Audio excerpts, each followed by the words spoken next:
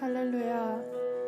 시간 예배 자리에 나오신 여러분을 환영하고 축복합니다. 다 같이 하나님께 찬양 드리시겠습니다.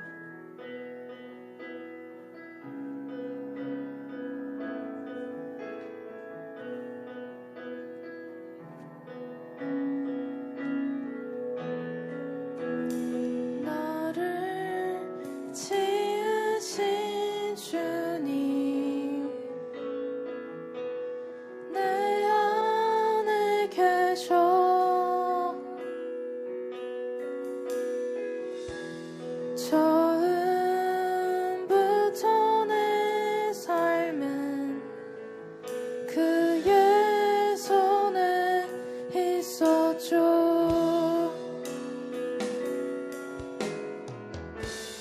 내 이름 아시죠. 내 모든 생각도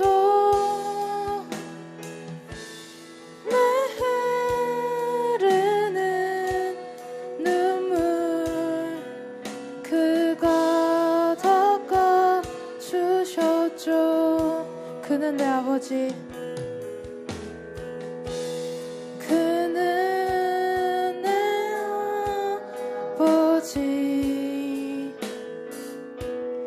난 그의 소유.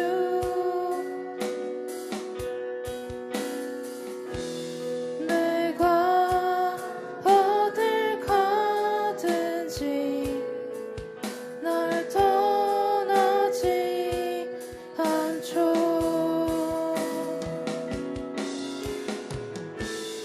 내 이름 아시죠.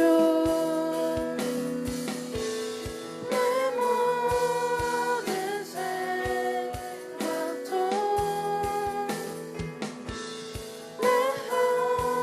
내하라 부를 때 그가 들으시죠. 내 이름 아시죠. 내 이름 아시죠. 내 모든 생각도 내 흐르는 눈물 그가 닦아주셨죠.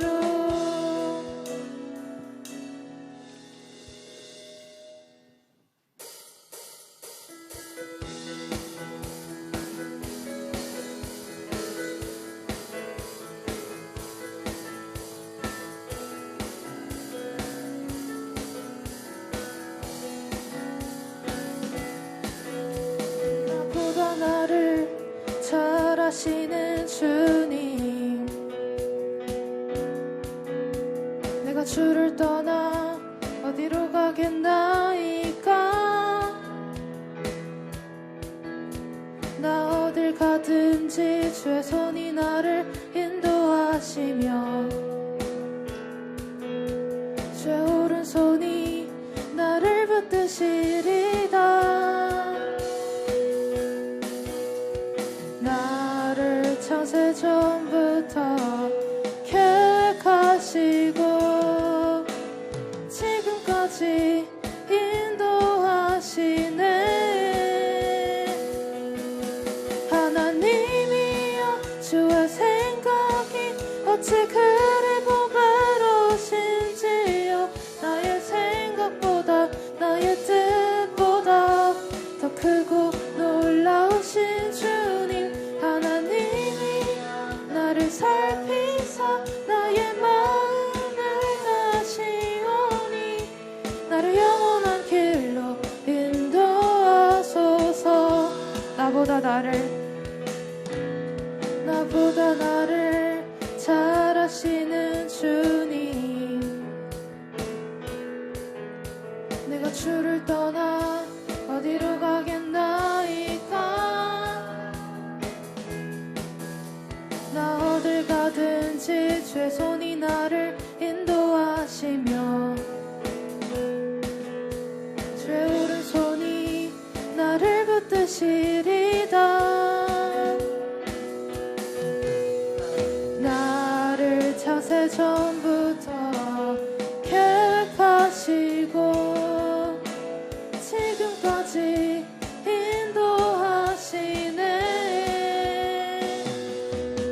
하나님이여 주의 생각이 어찌 그리 보배로우신지요. 나의 생각보다 나의 뜻보다 더 크고 놀라우신 주님.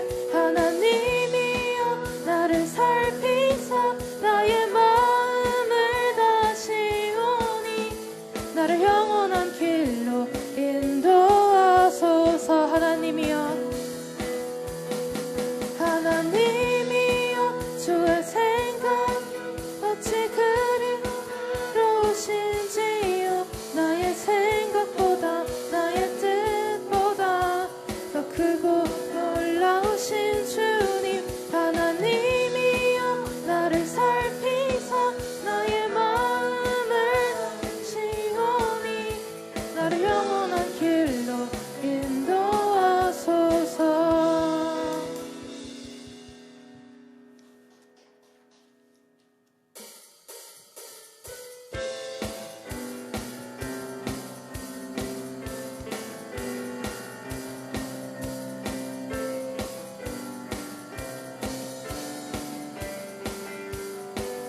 찬양하세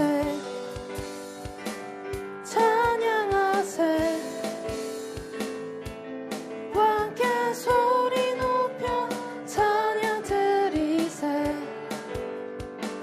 찬양하세 찬양하세 왕께 소리 높여 찬양 드리세. 찬양 받기에 합당하신 주님. 언제나 동일하신 주. 무릎 꿇고서 주 이름 외치세. 예수 나의 왕 예수 나의 왕 예수 나의 왕. 아멘. 찬양하세 찬양하세 왕께 소리 높여 찬양 드리세. 찬양하세 찬양하세 왕께 소리 높여 찬양 드리세. 찬양 받기에 합당하신 주님. 언제나 동일하신 주. 무릎 꿇고서 주 이름 외치세. 예수 나의 왕 예수 나의 왕 예수 나의 왕. 아멘. 찬양하세 찬양하세 왕께 소리 높여 찬양 드리세. 찬양하세 찬양하세 왕께 소리 높여 찬양 드리세.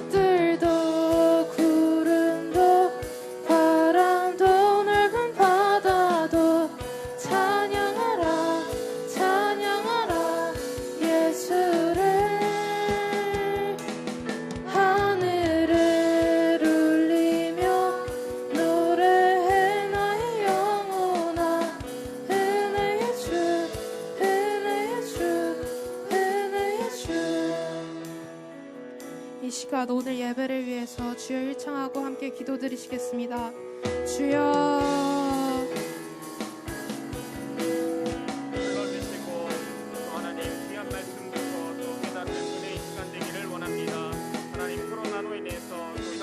많은 우리 학생들이 온라인으로 예배드립니다. 하나님 온라인으로 예배드릴지라도 정말로 주님을 만나고 아버지 주님의 말씀을 이 심령 가운데 깊이 뿌리내리는 이 시간 될 수 있도록 성령 하나님 붙잡아여 주시옵소서. 우리의 마음을 주님 붙잡아 주시고 영과 진리 예배드릴 수 있는 우리의 마음 중심될 수 있도록 하나님 이 시간 역사하여 주시옵소서. 우리의 예배를 방해하는 악한 사탄 마귀의 영을 아버지 주께서 물리쳐 주시옵소서. 성령 하나님 정말로 우리가 전심을 다한 예배로 주님을 만나는 시간 될 수 있도록 도와주시고 만주를 주님 예배로 시작합니다. 하나님 한 주간의 삶 가운데 우리 주님의 넘치는 은혜가 우리와 주시옵소서. 사도신경으로 예배를 시작하겠습니다. 전능하사 천지를 만드신 하나님 아버지를 내가 믿사오며 그 외아들 우리 주 예수 그리스도를 믿사오니 이는 성령으로 잉태하사 동정녀 마리아에게 나시고 본디오 빌라도에게 고난을 받으사 십자가에 못 박혀 죽으시고 장사한 지 사흘 만에 죽은 자 가운데서 다시 살아나시며 하늘에 오르사 전능하신 하나님 우편에 앉아 계시다가 저리로서 산자와 죽은 자를 심판하러 오시리라. 성령을 믿사오며 거룩한 교회와 성도가 서로 교통하는 것과 죄를 사하여 주시는 것과 몸이 다시 사는 것과 영원히 사는 것을 믿사옵나이다. 아멘. 우리 찬송가 539장 주님께 찬송 올려드리겠습니다. 찬송가 539장입니다.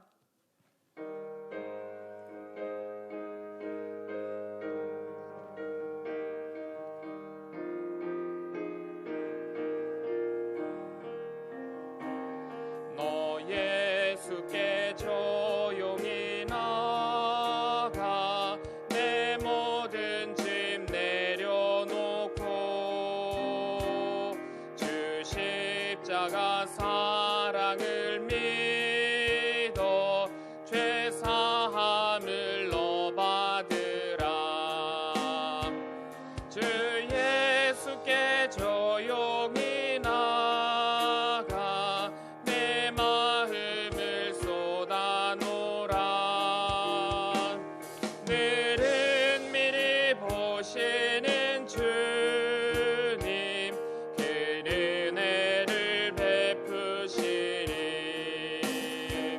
주 예수의 은혜를 입어 내 슬픔이 없어지리. 내 이웃을 늘 사랑하여 너 받은 것 거저주라. 주 예수께 조용히 나가 내 마음을 쏟아놓으라. 늘은 미리 보시는 주님 그 은혜를 베푸시리. 주 예수를 친구로 삼아 늘 내 옆에 모시어라. 그 영원한 생명새 물에 내 마른 목 죽이어라. 주 예수께 조용히 나가 내 마음을 쏟아놓으라. 늘은 미리 보시는 주님 그 은혜를 베푸시리.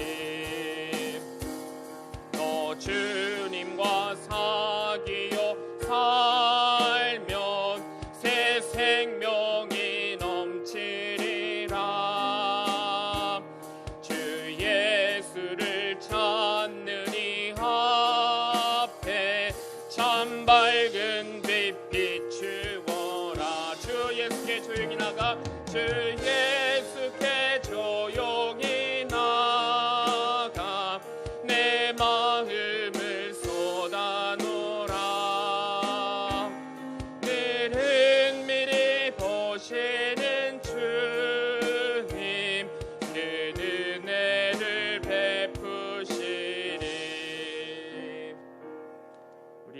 학생 나와서 대표 기도해 주시겠습니다.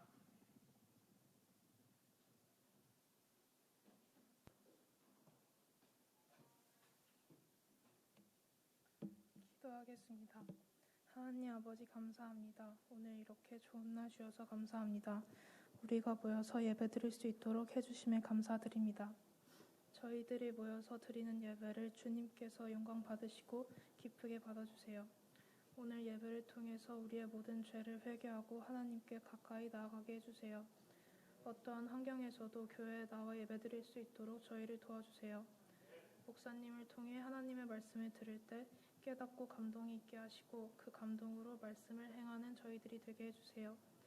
오늘 저희가 하나님을 아는 데에만 집중할 수 있도록 해주시고 그래서 하나님과 동행하는 삶을 통해 하나님께 영광 돌리는 저희가 되게 해주세요.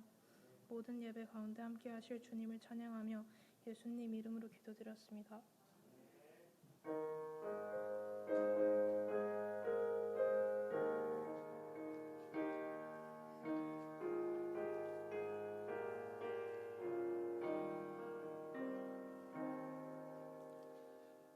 오늘 우리에게 주시는 하나님 말씀은 시편 139편입니다. 시편 139편 1절에서 12절 그리고 23절에서 24절까지만 봉독을 하도록 하겠습니다. 구약성경 903쪽쯤에 있습니다. 시편 139편 1절에서 12절과 23절에서 24절 우리 한 절씩 교독하겠습니다. 제가 먼저 읽겠습니다. 야훼여 주께서 나를 살펴보셨으므로 나를 아시나이다. 주께서 내가 앉고 일어섬을 아시고 멀리서도 나의 생각을 밝히 아시오며 나의 모든 길과 내가 눕는 곳을 살펴보셨으므로 나의 모든 행위를 익히 아시오니 야훼여 내 혀의 말을 알지 못하시는 것이 하나도 없으시니이다. 주께서 나의 앞뒤를 둘러싸시고 내게 안수하셨나이다. 이 지식이 내게 너무 기이하니 높아서 내가 능히 미치지 못하나이다. 내가 주의 영을 떠나 어디로 가며 주의 앞에서 어디로 피하리이까? 내가 하늘에 올라갈지라도 거기 계시며 수월에 내 자리를 펼지라도 거기 계시니이다. 내가 새벽 날개를 치며 바다 끝에 가서 거주할지라도 거기서도 주의 손이 나를 인도하시며 주의 오른손이 나를 붙드시리이다. 내가 혹시 말하기를 흑암이 반드시 나를 덮고 나를 두른 빛은 밤이 되리라 할지라도 주에게서는 흑암이 숨기지 못하며 밤이 낮과 같이 비추이나니 주에게는 흑암과 빛이 같음이니이다. 하나님이여 나를 살피사 내 마음을 아시며 나를 시험하사 내 뜻을 아옵소서. 내게 무슨 악한 행위가 있나 보시고 나를 영원한 길로 인도하소서. 아멘. 잠시 기도하겠습니다. 좋으신 아버지 하나님, 우리를 예배의 자리로 불러주시고 또 주의 말씀을 듣고 마음에 새길 수 있는 은혜를 주심을 감사드립니다. 한 주간을 예배로 시작합니다. 하나님 오늘 주신 말씀을 우리 마음에 깊이 새기고 한 주간 살아갈 때에 이 말씀 든든히 붙잡고 또 위로받고 힘을 얻는 우리 꽃마을부 모든 지체 되게 하여 주시옵소서. 예수님의 이름으로 기도드립니다. 아멘. 할렐루야. 오늘 지난주에 우리가 에스라 말씀이 다 끝나서 이번 주에는 지난주에 하나님이 다 아신다 그랬잖아요. 우리 하나님은 기록광이시라 그랬는데 거기에 이제 인용 본문 중에 시편 139편이 있었습니다. 예, 그래서 오늘은 그 부분 말씀을 좀 나누려고 하는데 제목은 나를 잘 아시는 주님입니다.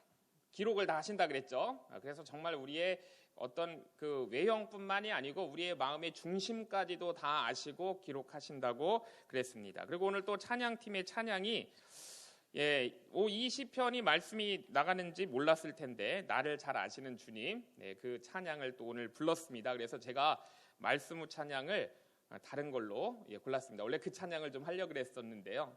그래서 오늘 다른 찬양을 했습니다. 자, 그래서 오늘 시편 말씀은요, 저도 굉장히 좋아하는 시편입니다. 그래서 저도 이렇게 힘들 때 이 시편 139편 1절부터 24절을 이렇게 천천히 읽으면서 묵상을 하게 되면 굉장히 힘을 얻고 위로가 되는 그런 시편 말씀이에요. 그래서 여러분들도 이 시편 139편을 잘 이렇게 책갈피 이렇게 해두시고 또 이렇게 힘드시고 어려울 때 또는 즐거울 때도 마찬가지인데요.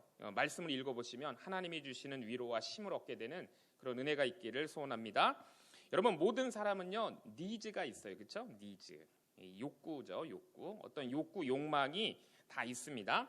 그리고 이 니즈를요, 살아가면서 하나씩 충족하기를 원해요. 모든 사람은. 그래서 인간의 이 가장 바닥에 있는 욕구는 뭐냐면 생리적인 욕구가 있습니다. 먹고 마시고 자고 이러한 생리적인 욕구가 충족이 돼야 되죠. 그리고 이런 모든 생리적인 욕구가 충족이 되고 나면요, 그 다음에 이제 인간에게서 올라오는 욕구가 뭐가 있냐면 안전의 욕구라는 것이 있습니다. 안전의 욕구. 그리고 이 안전의 욕구가 충족이 되면 그 다음에는 사람들과 어떤 이런 깊은 관계를 갖고 싶어하는 그런 욕구가 있어요.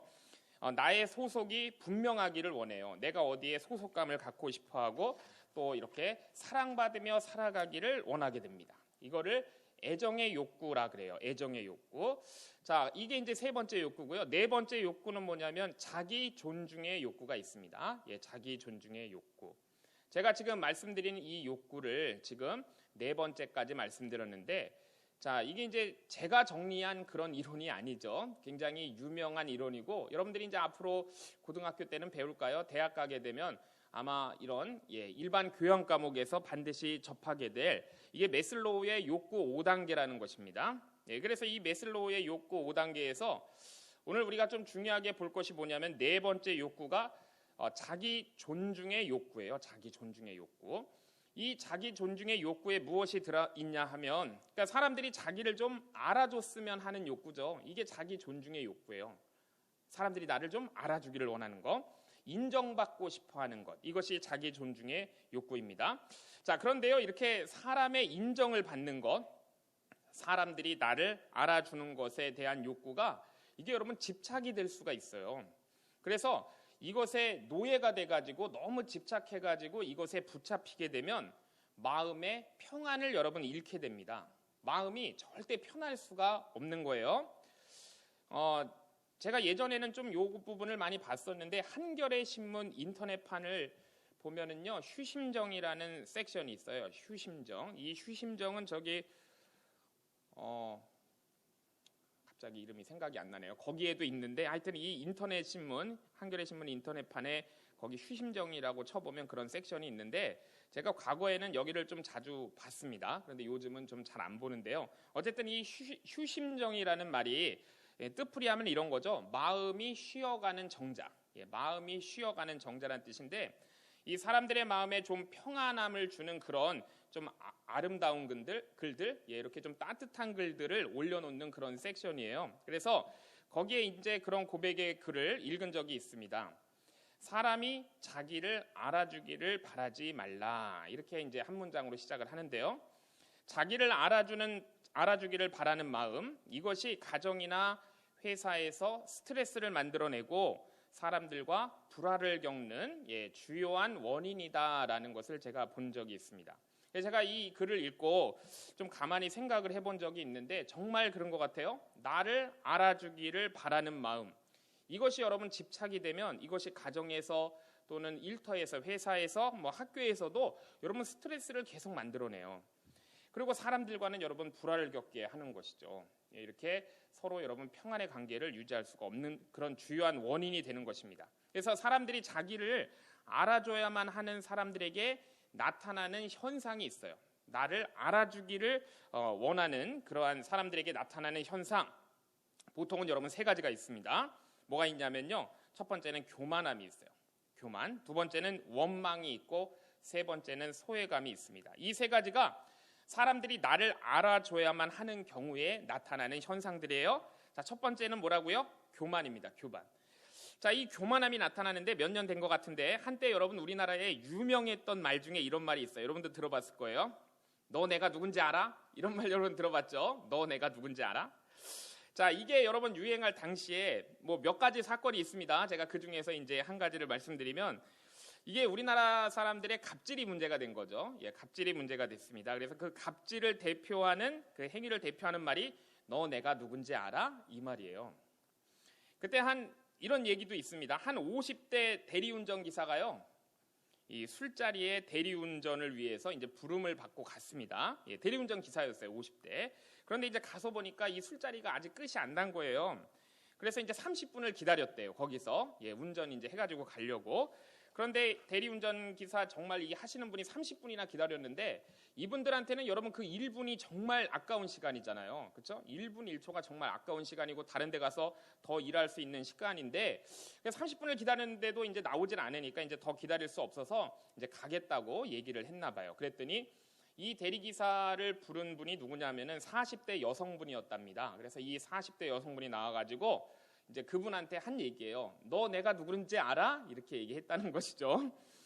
자, 근데 이 40대 여성분이 어떤 사람이었냐 하면요. 이 평상시에 정말 이 소외된 약자들을 대변하는 위치에서 정치하는 그런 분으로 널리 알려져 있는 분이었어요. 그래서 이제 사람들한테 공분을 많이 산 것이죠. 그러니까 자신을 그렇게 자랑하고 다니던 그런 소장파 여성 국회의원이었습니다. 그래서 당시에 정말 사람들이 부글부글 끓고 그랬습니다. 자, 그리고 이제 또 이런 분들도 있죠. 자기가 이제 직장에서는 보스예요. 굉장히 높은 사람입니다. 그러니까 직장 가면은 사람들이 다 굽실굽실 거려요. 그래서 이제 다른 어떤 곳을 가더라도 세상 사람들이 다 자기를 알아보기를 원하는 것이죠. 알아서 겨야 돼. 뭐 이런 생각을 가지고 사는 분들이 많이 있습니다. 회사에서는 사장님인데 시장에서 어떤 분이 아저씨 이렇게 부르면 너 내가 누군지 알아? 이렇게 하면서 불쾌해하는 그런 표정을 짓는 것이 바로 여러분 교만이죠. 교만. 자, 이렇게 알아주기를 바라는 마음을 여러분 버리지 않으면요 늘 삶이 여러분 불쾌한 거예요. 항상 이렇게 기분이 상할 수밖에 없는 것이죠. 그리고 자주 사람들과의 이렇게 불화를 일으키게 됩니다. 나 정말 똑똑한데, 나 정말 잘났는데, 나 정말 탁월한데 이 별것 아닌 것들이 나를 몰라보네 이렇게 되는 거예요. 이렇게 혼자서 부글부글하고 어떻게든 자신을 알리고 이 과시하려고 하는 것이 여러분 뭡니까? 바로 교만이죠. 교만. 그러니까 사람들이 나를 알아주기를 원하는 것이 여러분 지나치게 되면 항상 이렇게 여러분 교만으로 나아가게 되어 있는 거예요. 자, 그다음에 나를 알아주기를 원하는 사람들한테 나타나는 두 번째 현상이 뭐가 있냐면요. 원망이에요. 억울함이 있습니다. 억울한 감정과 원망이 나타나요. 난 너무 억울해 이렇게 얘기하는 거죠. 우리가 여러분 일상생활 중에서 정말 어떻게 이렇게 작고 소소하고 또는 어떻게 좀 유치하고 귀엽게 나를 알아주지 않아가지고 일어나는 일들이 좀 있죠. 그렇죠? 저도 뭐 저를 좀 알아주기 원한다고 얘기할 수도 있는데 저한테도 좀 이런 일이 있었었어요. 그러니까 언제냐면은 저 이제 목사인 저한테는 여러분 월요일이 정말 중요한 날이에요. 월요일. 주일이 중요한 거 아니에요. 이렇게 얘기할 수도 있는데 물론 주일도 중요하지만 저한테는 월요일이 중요합니다. 여러분 제가 월요일 날 교회 안 오고 쉬겠죠. 노느라고 중요한 게 아니고요. 제가 이 월요일 날 한 주를 준비하는 날이기 때문에 저한테는 매우 중요해요. 주일 날은 예배드리고 월요일은 또 그 한 주의 모든 사역을 준비하는 날이라 중요합니다.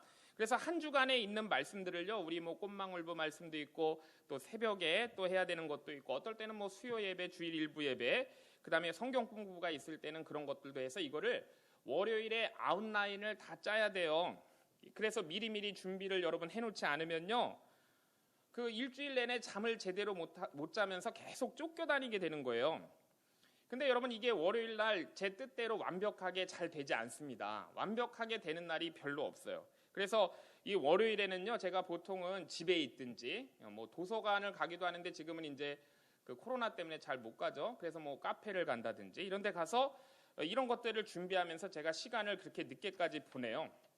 그런데 어떨 때는요, 제가 이제 수원 순복음교회 와서는 별로 그런 일이 진짜 없어요. 근데 전에 사역하던 교회에서는요, 성도님들도 그렇고 또 뭐 목사님들도 그렇고 월요일에 저한테 전화를 많이 했어요. 월요일에. 그래서 월요일에 이렇게 준비할 것들을 다 준비를 못하고 굉장히 바쁜 가운데 마음이 분주하고 그런 상태인데, 무거운 상태인데 전화를 해가지고 이제 용건만 얘기하면 되는데요, 꼭 저한테 이렇게 얘기를 해요. 목사님 쉬시는데 죄송해요 이렇게 얘기를 합니다. 자, 그러면은 제가 그 말을 들으면요, 갑자기 막 이 억울함이 올라오는 거예요. 분한 마음이 막 이렇게 올라와요. 나 안 쉬었는데 이런 생각이 드는 것이죠. 제가 그래서 뭐 그분들께 뭐라고 얘기할 수는 없고 그냥 괜찮아요. 뭐 뭔데요? 이렇게 용건이 뭔데? 이렇게 제가 이렇게 얘기를 하는 것이죠. 남들이 나를 이렇게 알아주지 않으면요, 억울한 거예요. 이렇게 분한 마음이 막 올라오더라고요. 이렇게 여러분 인정을 받으려고 하고 알아주기를 원하는 마음으로 생활을 하게 되면요, 억울해요. 늘 억울하고요. 섭섭합니다. 인정을 받으려고 하는 마음을 이렇게 가지고 살면은요, 제가 볼 땐 섭섭마귀가 괴롭혀요. 계속 섭섭마귀가 들어옵니다. 자, 그 다음에 이제 자기를 알아줘야만 하는 사람들한테 나타나는 현상 세 번째는 뭐냐면요, 소외감이에요. 소외감. 이 소외감을 느끼게 돼요. 이것도 거의 예외 없어요, 여러분. 나중에 소외감이 반드시 와요. 난 잊혀졌어. 이제 내 주위에는 사람들이 없는 것 같아. 이 말 여러분 어디서 많이 들어본 것 같죠, 그렇죠? 자, 난 잊혀졌어. 내 주위엔 이제 사람들이 없어. 여러분, 이 말을 누가 가장 많이 할까요? 연예인들이 많이 해요. 여러분, 연예인들. 여러분, 인기를 먹고 사는 사람들이 연예인이죠, 그렇죠? 인기를 먹고 살아요. 사람들이 자기를 알아주는 것을 목적으로 하는 직업이죠, 그렇죠? 예, 그런 직업에는 뭐 정치인도 있을 수 있고, 그 다음에 연예인도 있을 수 있는데, 정말 그 중에서 이 연예인은 청중이 있어야지만 되는 거죠. 예, 연예인은 여러분 이 박수를 받는 것을 목적으로 사는 사람들이에요. 박수 받는 것. 그래서 대중들에게 자신을 보이면서 알아주기를 바라는 그런 인기지향의 인생. 바로 이런 직업인들이 연예인이잖아요, 그렇죠? 그런데 이분들이요, 나중에 대부분 다 하는 말들은 이거예요. 나는 이제 완전히 잊혀졌어. 지금 내 주변에는 아무도 없어. 이렇게 얘기를 해요. 여러분, BTS가 지금 굉장히 인기가 많죠, 그렇죠? 그분들도 이제 언젠간 이런 얘기를 할 거예요. 여러분, 한때 우리나라 오디션 프로그램 이거 굉장히 오래된 건데요. 이 슈퍼스타 K도 있었습니다. 저는 그때 기억밖에 없고 지금은 뭐 하는지도 잘 몰라요. 그런데 그때 한때 여러분 이게 우리나라뿐만이 아니라 해외에서도 그걸 진행했는데 지원자가 여러분 그 매주 했나요? 한 주에 200만 명이 넘었대요. 그러니까 엄청난 거죠. 200만 명이 한 주에 넘는다는 것은 정말 깜짝 놀랄 일이에요. 그리고 현재 우리나라의 연예인을 지망하려고 하는 사람들이 이 연습생들이 100만 명 이상이 된다고 합니다. 100만 명. 자, 그런데 그 중에서도 이 100만 명 이상 중에서도 단역이라도 한번 해가지고 얼굴이라도 한번 비칠 수 있는 사람은 그 100만 명 중에 2,000명 이내래요. 2,000명 이내. 이렇게 단역이라도. 그리고 이 단역이라도 또 했던 사람들 중에서 크게 뜨는 연예인, 크게 이렇게 뜨는 연예인은 정말 모든 조건이 다 맞아떨어져야 된다고 그들이 얘기해요. 그래서 그들은 여러분 이거를 천운이 있어야 된다 이렇게 얘기한대요. 천운. 하늘이 내려준 운이 있어야지. 정말 여러분 이건 뭡니까? 하늘의 별따기다 이런 뜻이죠. 여러분 지금 우리가 TV에 나오는 유명한 연예인들은 정말 이렇게 여러분 하늘의 별따기처럼 된 거예요. 자, 그런데 그렇게 해서 이제 여러분 이렇게 비교적 이름이 좀 알려져도요. 이런 연예인이 돼도 그 연예인 활동만으로 자기가 밥을 먹고 살 수 있는 사람은요. 또 정말 크게 된 연예인, 유명인 연예인 일부밖에는 없다 그래요. 그래서 여러분 이렇게 한때 잘 알려진 연예인이었음에도 불구하고 지금은 그 사람 뭐 하고 있나 하는 분들이 여러분 많이 있는 거예요. 예전에 여러분 제가 어렸을 때는요. 지금은 뭐 TV 채널이 셀 수 없이 많죠. 근데 우리 선생님들은 아시겠지만 제가 어렸을 때는 TV 채널이 딱 3개밖에 없었어요. KBS 1, 2, MBC. 그렇죠? 예, 이렇게 3개 있었거든요. 그래서 TV 프로그램이 다 뻔해요. 누구랑 얘기해봐도 여러분 그 TV 프로그램을 순서까지 잘잘잘 다 외우고 있습니다. 무슨 요일 몇 시에는 뭐가 한다는 것까지 여러분 다 알고 있을 정도로 저희는 그랬습니다. 그래서 옛날에는 여러분 인기 프로그램은 전 국민이 거의 다 보는 거였어요. 그래서 시청률이 웬만큼 좋은 거는 50%가 다 넘어갔고요. 정말 히트 치면은 60%, 70%까지 되는 그런 뭐 모래시계 같은 것도 여러분 있었습니다. 그런데 여러분 지금은 어떤 줄 아세요? 지금은요 우리나라 그 프로그램이 정말 좋잖아요. 세계적으로 인기도 많고 전 세계 정말 어디다 내놔도 우리나라 드라마 정말 탁월한데 지금은 시청률이 여러분 몇 프로가 되면은 여러분 성공했다 그러는지 아세요? 10%만 돼도 대박을 친 거라 그래요. 그러니까 여러분 어떤 겁니까? 정말 이 경쟁이 정말 치열한 것이죠. 지금은. 자, 그래서 어려운 시대인 거예요. 그러니까 이 연예인들이 여러분 얼마나 힘이 들겠어요? 자, 이렇게 여러분 유명한 큰 연예인이 되어도 활동 기간이 굉장히 짧아요. 우리 지금 여기 이제 선생님들 계신데 우리 선생님들도 거의 20대 연예인들을 좋아하실 거예요. 뭐 50대, 60대 연예인들 별로 안 좋아하실걸요? 이렇게 여러분 20대 한창 인기 있다가 30대만 넘어가도 사람들에게 여러분 잊혀집니다. 잊혀져요. 자, 그리고 그때부터는 그 연예인들한테 우울증이 오고요. 대인기피증이 오고요. 이 소외감에 붙잡혀서 뭐 마약이나 술독에 빠지고 이런 경우가 여러분 우리가 정말로 많이 보게 되는 것이죠. 저도 이제 명절 때 가끔 예능 프로그램을 좀 볼 때가 있어요. 예, 그때 거기 보면은 이렇게 어리고 젊은 사람들이 TV에 나가서 어떻게든 자기 잘 보이려고 어떻게 합니까, 여러분? 애쓰는 모습을 우리가 볼 수 있죠. 그래서 우리가 보면은 정말 애쓴다 이렇게 재미있게 보기도 하지만 측은한 마음도 저는 솔직히 들어요. 얼마나 경쟁이 치열하면은 저렇게까지 이제 열심히 하고 있을까. 자, 그런데 여러분 이게 연예인 얘기만 그런 게 여러분 아니에요. 사람들이 자신을 알도록 하려고 하는 사람들, 그러니까 사람들의 인정과 인기에 자기 인생을 이렇게 걸어버린 사람들의 최후는 여러분 다 똑같은 거예요. 그래서 이게 여러분 사람들이 자기를 알아줘야만 하는 그런 인생의 여러분 마지막 모습은 소외감이 여러분 들게 되는 것입니다. 너 내가 누군지 알아? 여러분 이건 교만이에요.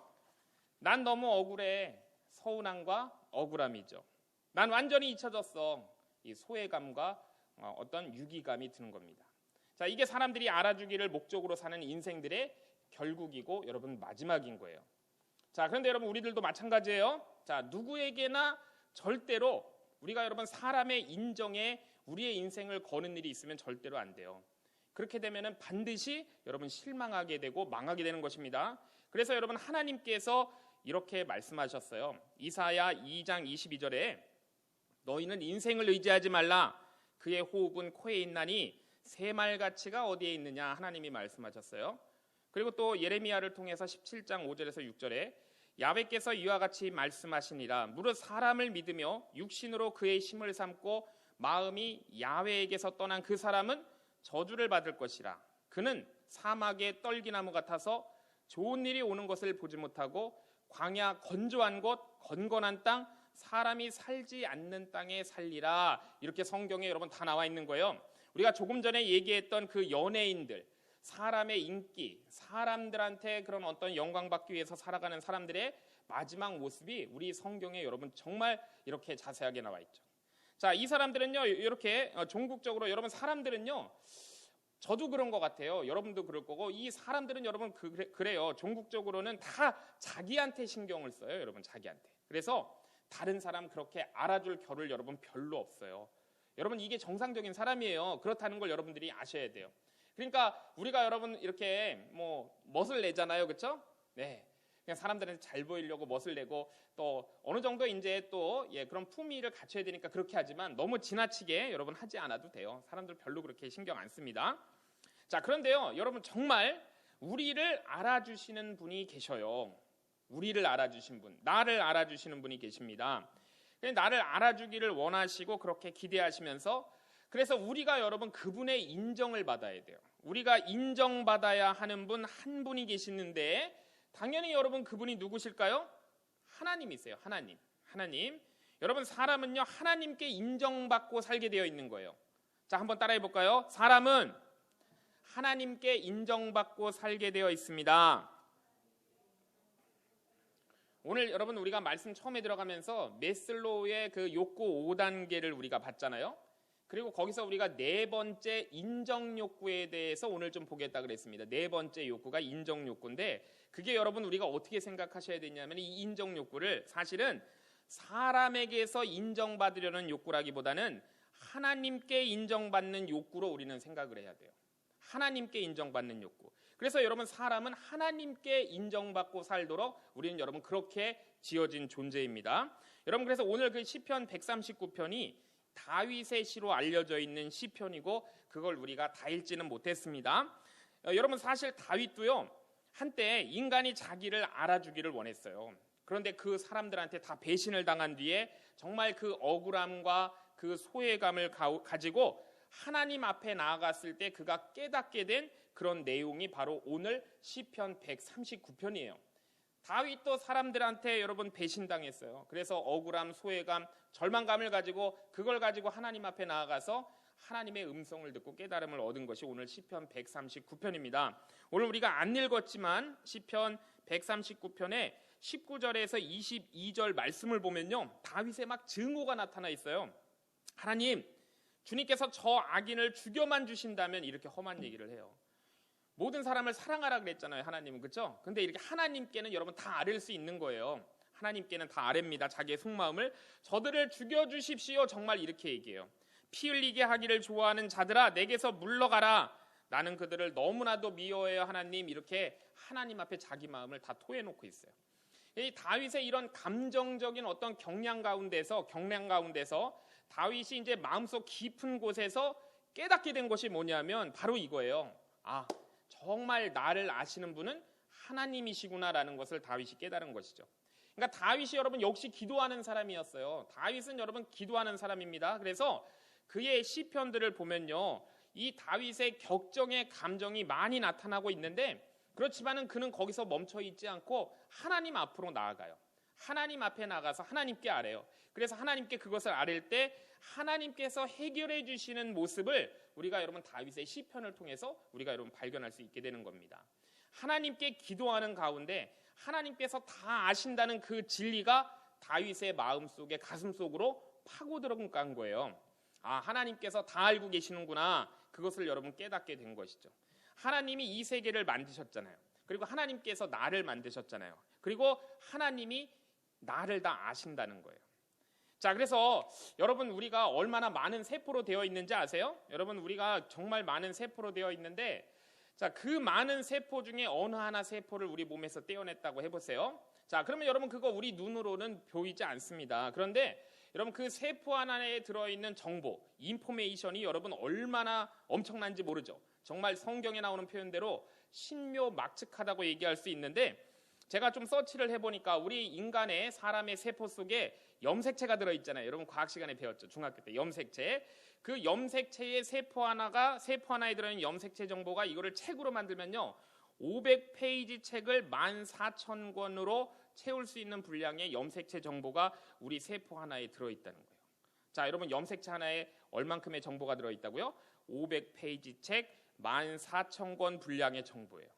난 14,000권을 책을 본 적이 없어요. 도서관에 있는 거 얼마인지 잘 모르겠는데, 하여튼 여러분 그렇게 그 정보를 기록하신 분이 여러분 하나님이세요. 하나님이 그래서 우리 인간을 그렇게 신묘막측하게 만드신 거예요. 창조주 하나님이 그렇게 만드셨습니다. 하나님이 그렇게 저와 여러분을 만드신 거예요. 자, 오늘 시편 139편 15절에서 16절에 이런 말씀이 있죠. 은밀한 곳에서 나를 지으셨고 보이지 않는 곳에서 나를 지으셨대요. 땅속 깊은 곳 같은 저 모태에서 나를 조립하셨다 말씀하세요. 내 뼈 하나도 주님 앞에는 그래서 숨길 수가 없다, 이렇게 얘기하죠. 나의 형질이 갖추어지기 전부터, 무슨 말이에요? 우리가 그냥 단세포, 이 수정란에 지나지 않았을 때부터, 그 시절부터 주님께서 나를 보고 계셨다는 거예요.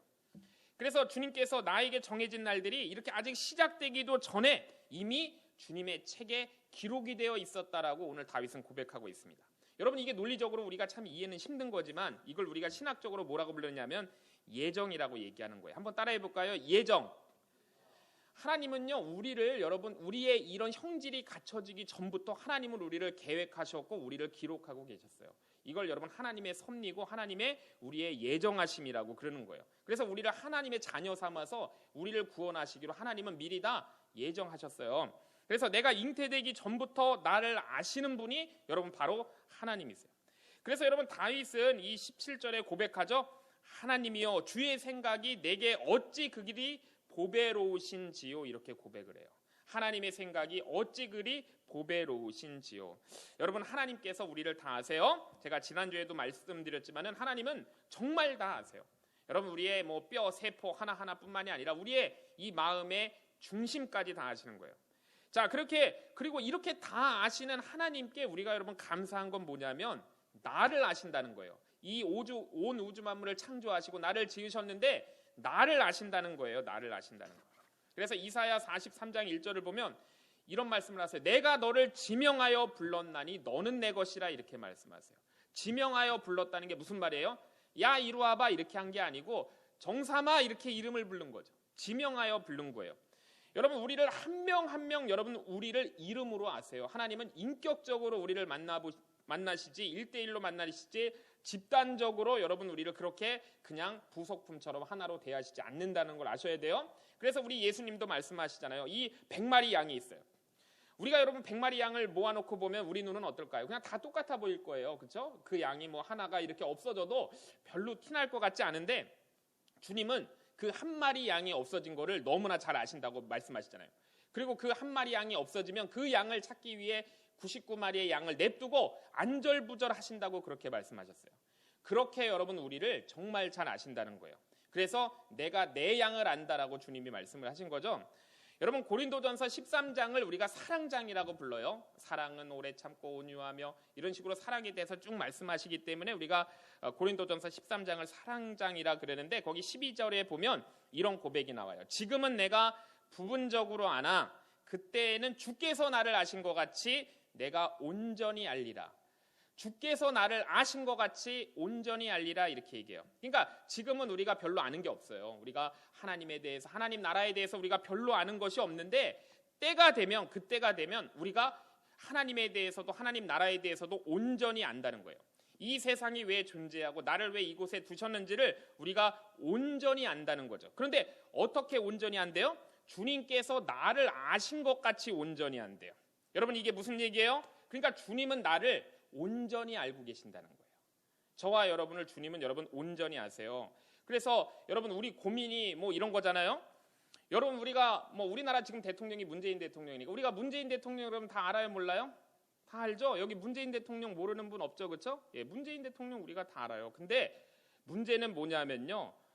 문재인 대통령이 우리를 모른다는 거예요. 그렇죠? 예, 문재인 대통령이 우리를 모르죠. 우리는 다 알지만. 그러니까 이게 여러분 우리가 문제잖아요. 그런데 여러분 하나님은 그것과 완전 반대인 거예요. 하나님은 반대. 하나님에 대해서 우리는 아직 모르는 게 너무 많은데 하나님은 우리를 온전하게, 나를 온전하게 아신다는 거예요.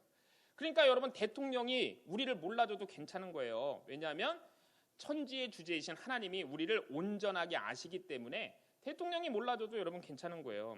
내가 아직 하나님에 대해서 모르는 게 너무 많은데 하나님은 나를 온전하게 아신대요. 그러니까 이렇게 얘기할 수 있죠. 하나님께서는 나보다 나를 더 잘 아시는 거예요. 그래서 우리의 어떤 한숨 하나를 들으셔도 우리가 어떤 생각과 어떤 마음으로 하나님 앞에 나왔는지를 하나님은 다 아시는 거예요. 그래서 여러분 하나님 앞에 나가서 기도를 우리가 할 수 없을지라도 하나님 앞에 우리가 눈물을 흘리며 하나님께 한숨을 내시면 하나님께서는 그 마음을 다 아시기 때문에 만지시고 위로하시고 치유해 주시는 거예요. 자, 그래서 이런 하나님에 대한 지식을 다윗이 깨닫고 그 마음속에 이 지식이 진리가 쫙 몰려들어온 것이죠. 그러니까 다윗이 자신이 갖고 있던 모든 갈등, 인간관계에서의 갈등, 삶의 갈등, 문제, 아픔, 사람에 대한 원망 이런 것이 다 해결이 된 거예요.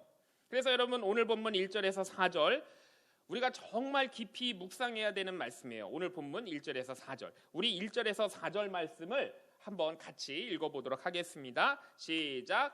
야훼여 주께서 나를 살펴보셨으므로 나를 아시나이다. 주께서 내가 앉고 일어섬을 아시고 멀리서도 나의 생각을 밝히 하시며 나의 모든 길과 내가 눕는 것을 살펴보셨으므로 나의 모든 행위를 익히 하시오니 야훼여 내 혀의 말을 알지 못하는 것이 하나도 없으시니이다. 이렇게 말씀하시죠. 아멘. 여러분 난 표현력이 별로 없어요. 그래서 하나님 앞에 어떻게 기도해야 될지도 잘 모르겠어요. 그런데 내가 입을 열기 전에 하나님은 내 생각을 이미 다 아신다는 거예요. 그냥 스캔이 딱 되신다는 거죠. 그래서 여러분 예수님도 이렇게 말씀하셨어요. 야 너희가 기도할 때 이방인과 같이 중언부언하지 마라. 그러니까 한 말 또 하고 한 말 또 하고 이렇게 하지 말라는 거예요. 말 많이 한다고 하나님께서 들으시는 거 아니야. 그러니까 이방인들처럼 그렇게 중언부언하지 말고 너희 하늘 아버지께서는 너희가 입을 열기 전에 구하기 전에 너희에게 있어야 할 것을 다 아신다. 이렇게 하나님이 말씀하신 거예요. 아 그러면 주님 기도 안 해도 되겠네요. 이렇게 오해하시면 안 돼요. 하나님은 우리의 기도를 받으시기를 원해요. 여러분 우리가 하나님께 어떤 영광을 올려드리고 무슨 일을 하기 전에 하나님은 우리의 관계를 최고로 치세요. 그래서 우리는 하나님께 기도하는 거, 하나님께 함께 기도하고 개인적으로 기도하고 이 기도를 하나님은 여러분 가장 기뻐하신다는 걸 알아야 돼요. 그래서 여러분 우리가 어떤 일을 하기 전에 기도를 하잖아요. 그리고 어떤 일이 없어도 기도를 하는 거예요. 그러면 하나님이 동행해 주시고 하나님과 친밀한 관계를 여러분 유지할 수가 있는 것입니다. 그래서 내가 말을 잘 못해요. 표현을 못해도 이 표현의 한계를 하나님은 넘어서서 나를 여러분 아세요. 그렇기 때문에 우리가 이렇게 얘기할 수 있어요. 우리가 뭘 기도해야 될지 우리가 모를 때 정말 힘들어요. 그냥 입이 열리지도 않아요. 정말 마음이 아프고 정말 이거는 세상이 다 무너질 것 같을 때 그때도 우리 안에 있는 성령 하나님께서 정말 말할 수 없는 탄식으로 우리를 위해서 친히 간구하신다고 말씀하신 거예요. 내가 표현력이 없어요. 뭐라고 얘기할지도 잘 모르겠고 기도해야 될지도 모를 때 성령님이 우리를 위해서 친히 간구하신다는 거예요. 하나님은 우리 깊은 곳까지 다 아신다고 말씀하시죠. 그래서 여러분 고린도전서 14장을 보면요. 뭐가 나오냐면 방언에 대해서 나오거든요. 방언. 자, 그래서 이 방언의 여러분 유익이 바로 이런 거예요. 우리가 이제 방언으로 여러분 기도하잖아요. 여기 방언으로 기도하시는 분 한번 손 들어 보세요. 우리 학생들 중에 있어요. 이렇게 방언의 유익에 대해서 오늘 말씀드릴게요. 저도 이렇게 여기 우리 수원 순복음교회 와서 이제 방언으로 기도를 많이 하게 됐어요. 방언으로.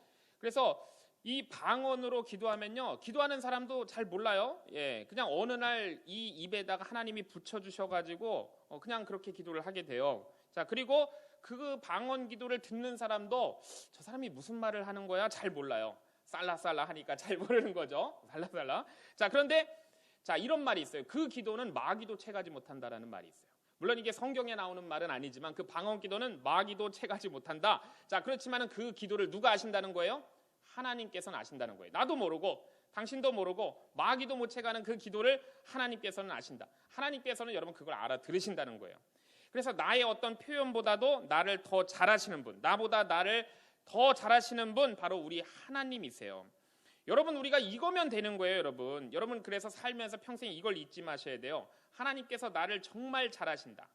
다 아시는 하나님인데 나를 아신다. 다 아시는 하나님께서 나를 아신다라는 거. 그러니까 우리가 정말 다윗처럼 그 하나님을 여러분 우리가 상황에 변함없이 어떤 상황이 있을지라도 우리가 하나님께 아뢰면 하나님께서 나를 잘 아시고 들으신다라는 걸 여러분 기억하셔야 돼요. 여러분들이 성경의 마지막 책이 요한계시록이잖아요. 요한계시록에서 반복해서 하시는 메시지가 있는데 그게 뭐냐면요, 그 요한계시록이 전해질 당시에 정말 힘든 상황이었어요. 그리스도인들을 얼마나 핍박을 했는지 몰라요. 사람들을 얼마나 고문하고 사람들을 얼마나 잔인하게 죽이고 믿는 사람들을 그렇게 할 때 그들에게 보내진 편지가 여러분 요한계시록이에요. 너무 어려운 시간을 지나고 있었습니다. 그때 성령을 통해서 그들에게 말씀하셨어요. 내가 내 환난과 궁핍을 안다, 이렇게 주님이 말씀하셨거든요. 내 환난과 궁핍을 아신대요. 사실은 내가 부유한 자다, 이렇게 말씀을 하세요. 내가 너의 사랑과 섬김과 인내를 아노니 안다 말씀하세요. 여러분 이렇게 하나님께서 다 아신다는 거예요. 그래서 내 진심도 아시고 내가 한 일도 아시고, 그래서 우리가 지난주에도 제가 언급했지만 지극히 작은 자에게 물 한 잣 준 것까지 결코 나는 잃어버려도 결코 상을 잃어버리지 않도록 그렇게 하신다. 그래서 내가 내 앞에 열린 문을 열어두었으니 능히 닫을 자가 없다. 내가 내 행위를 아노니 내가 작은 능력을 가지고도 내 말을 지키고 내 이름을 배반하지 아니하였다. 이렇게 계속 안다고 이렇게 말씀을 하십니다. 여러분 이렇게 계속 안다고 말씀하시면요, 하나님께서 안 돼요. 야 이것도 알아, 하나님 이것도 알아, 이것도 안다, 이렇게 말씀하시면 사실 저는요 좀 이렇게 솔직히 말씀드리면 속에 걸리는 게 있어요. 여러분은 어떠신지 모르겠습니다. 저희가 좀 걸리는 게 있는데, 야 이거 정말 내 속을 들여다보시면 정말 나는 형편없는 속물인데 이걸 어쩌나, 이런 생각이 여러분 들기도 해요. 사실 여러분 저만 속물이에요? 여러분들은 어떠세요? 여러분 우리들 속물이죠? 그래서 여러분 사람들이, 상대방이 내 마음을 정말 알아주기 원할 때도 있어요. 그렇죠? 우리가 정말 저분이 내 마음을 좀 알아줬으면 하는데, 그렇지만 여러분 그거보다 더 많은 경우에는요, 상대방이 내 마음을 아는 걸 원치 않는 경우가 더 많은 거예요. 여러분 사실은. 그렇죠? 자, 여러분 이게 바로 뭐예요? 속물이죠, 속물. 자, 그런데 하나님은요 그것도 보신다는 거예요. 자, 하나님께서 우리한테 그런데 속아가지고 깜빡 넘어가지고 나를 사랑하시는 게 아니에요. 내가 속물인데 하나님이 속아가지고 속물 아닌 것 같은데 그래서 여러분 사랑하시는 게 결코 아니라는 거예요. 내가 속물인 것도 하나님께서는 다 아시는데 그럼에도 불구하고 하나님은 사랑하신다는 거예요. 자, 그래서 하나님께서 우리를 어떤 가운데 사랑하셨는가, 그 말씀이 바로 로마서 5장 8절 말씀이에요. 우리가 아직 죄인 되었을 때에 그리스도께서 우리를 위하여 죽으심으로 하나님께서 우리에 대한 자기의 사랑을 확증하셨다, 이 유명한 말씀이죠. 하나님이 다 아세요. 여러분 우리한테 속으시는 게 절대 아니에요. 하나님은 다 아세요. 우리가 속물인 것도 다 아세요. 다 아시면서도 그 죄인을 품으시고 사랑하신 거예요. 자기의 독생자 외아들을 주시기까지 우리를 여러분 사랑하신 것입니다. 여러분 내가 조금 잘못한 거 만약에 세상이 알면 어떻게 될까요? 난리가 날 거예요. 세상 사람들은 그거를 부풀리고 더 크게 해가지고 여러분 공격할 거예요. 그런데 오히려 내가 그걸 가지고 하나님 앞에, 여러분 우리가 잘못된 점을 가지고 정직하게 하나님 앞에 나가면요, 하나님께서는요 그거를 이해해 주세요. 그리고 여러분 용서해 주십니다. 여러분 시편 103편도 유명한 시편인데요. 그 시편 103편 12절에 보면 우리 죄 용서에 대한 말씀이에요. 그래 제가 무슨 기도죠? 예, 그 참회의 기도할 때 이 부분을 좀 많이 인용하는데요. 동이 서에서 먼 것 같이 우리의 죄를 우리에게서 멀리 옮기셨다 말씀하세요. 동과 서는 여러분 완전 극단이에요. 그렇죠? 동이 서에서 먼 것 같이 정말 기억이 안 될 정도로 우리의 죄를 옮기셨다는 거예요. 그래서 아버지가 자식을 긍휼히 여김같이 아버지가 자녀를 얼마나 긍휼히 여기는지 여러분 아시죠? 여러분들이 아버지가 돼보면 알 거예요. 아버지가 자녀를 긍휼히 여기는 거 저도 아버지가 돼보니까 그 마음을 알겠더라고요. 그래서 여러분 아버지가 돼보셔야 돼요. 어머니가 돼보셔야 돼요. 부모가 안 되면 여러분 부모가 자식을 긍휼히 여긴다는 이 말씀이 잘 이해가 안 가요. 그래서 자기를 경외하는 자를 긍휼히 여기신다라고 말씀하셨어요. 자, 그런데 왜 이렇게 말씀하시는가? 이 부분을 우리가 이제 참회의 기도 때 저도 인용해서 많이 기도를 하는데 우리가 여기까지만 보통 읽는데 그 뒤에 이런 말씀이 나와요. 이는 왜냐하면 그가 우리의 체질을 아시며 우리가 단지 먼지뿐임을 기억하심이로다 이렇게 말씀이 나와요. 우리의 체질을 아신대요. 그리고 우리가 먼지뿐인 것을 기억하신다는 거예요. 하나님은 우리에게 속으신 게 아니에요. 우리에게 이렇게 긍휼을 베푸시고 구원하시는 이유는요. 우리의 체질을 아신다는 거예요. 우리가 얼마나 연약한 존재인지를 아신다는 거예요. 우리의 그 연약함을 너무나 잘 아신다는 것이죠. 우리가 단지 먼지뿐인 그런 존재임을 하나님은 불쌍히 보신다는 거예요. 속물인 거를 다 아시면서도 그렇게 품어주시고 사랑하신다고 말씀이 나옵니다. 자, 그러니까 우리가 이제 어떻게 해야 돼요? 사람들에게 알아달라고 그렇게 우리가 안절부절할 게 없는 거예요. 나보다 나를 더 잘 아시는 하나님 앞에서 우리가 서야 되는 것이죠. 우리가 성경고사에도 나왔지만 이걸 라틴어로 뭐라 그런다고요? 하나님 앞에서를 코람데오, 그렇죠? 예, 코람데오라고 한다 그랬죠? 하나님 앞에서. 그래서 오늘 그 시편 기자도 여러분 결론이 그렇습니다. 사람들 앞에서 알아달라고 구걸하지 말고 그렇게 해가지고 교만해지고 원망하고 섭섭해하고 그러지 말고 소외감에 빠지지 말고 하나님 앞에서 살아라라는 것이 오늘 말씀의 결론이에요. 어디 앞에서 살라고요? 하나님 앞에서. 제가 이 하나님 앞에서라는 말은 그냥 팩트라 그랬죠? 현실이라 그랬죠? 하나님은 다 보고 계시니까. 그래서 여러분 하나님께 이렇게 기도해요. 오늘 본문 23절, 24절 말씀 끝에 마지막 2절 말씀을 우리 한번 같이 읽어보겠습니다. 시작. 하나님이여 나를 살피사 내 마음을 아시며 나를 시험하사 내 뜻을 아옵소서. 내게 무슨 악한 행위가 있나 보시고 나를 영원한 길로 인도하소서. 아멘. 여러분 이 발상의 전환이 우리에게 있어야 돼요. 그러면 우리가 참된 주님 안에서의 자유를 누릴 수가 있는 거예요. 사람들이 알아주는 게 중요할 때는요. 내가 늘 교만했어요. 이거 제 고백이에요. 사람들이 날 알아주기를 원하고 그렇게 살 때는 내가 늘 교만했어요. 사람들이 알아주는 게 중요할 때는요. 늘 결국 원망했어요. 사람들이 알아주는 게 중요할 때는 꼭 섭섭했어요. 자, 그래서 결국에 가서는 내 곁엔 아무도 없네? 이런 자기 소외감에 빠지게 되었던 것입니다. 여러분 그래서 사람들이 알아주기를 그 인생들이 알아주기를 바라지 마세요. 사람의 그 인정받는 것은요 그냥 쉽게 얘기해서 사막의 신기루 같은 거예요. 실체가 없는 것입니다.